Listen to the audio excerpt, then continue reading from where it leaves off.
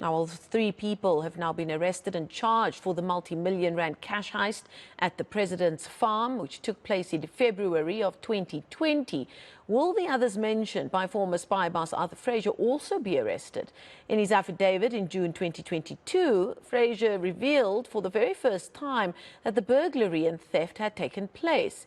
He named Namibians Erki Shikongo, Emanuela David, Petrus Mahekeni, Urbanus Rwambako and Petrus Afrikaner as the suspects.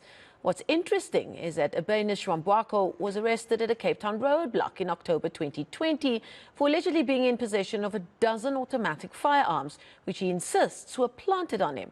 He's been in custody since then. Ayesha Ismail reports. More than 3 years after the Phala Phala robbery, 3 suspects have been arrested. Arthur Fraser sent shockwaves across the country when he divulged in an affidavit in June 2022 that the robbery had taken place in 2020 and that an exorbitant amount of foreign currency had been stolen from the farm.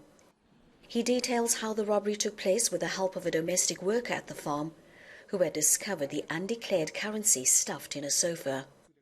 Fraser also reveals that the head of the Presidential Protection Unit, Wally Roeder, after being alerted to the robbery, proceeded to conduct an off-the-books investigation which stretched across the border into Namibia.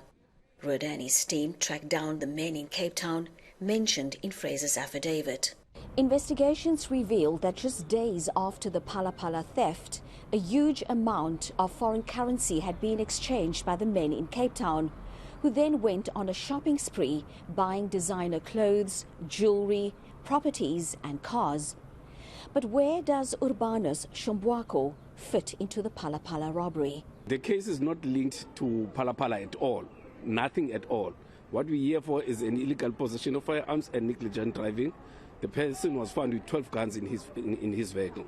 But Arthur Fraser names him as one of the suspects. On the 27th of June, the senior members from the Hawks flew down from Pretoria. They went to see my client at Paulsmoor with the investigating officer in this matter, the firearm matter, to ask him questions about the disappearance or some incidents that occurred at the Phala Phala farm. And he was shown the statement of Arthur Fraser and asked his opinion on whether it is accurate, and if not, if he could fill in the blanks. Rwambako is back in court for the illegal guns case on the 5th of December. Ayesha Ismail, Cape Town.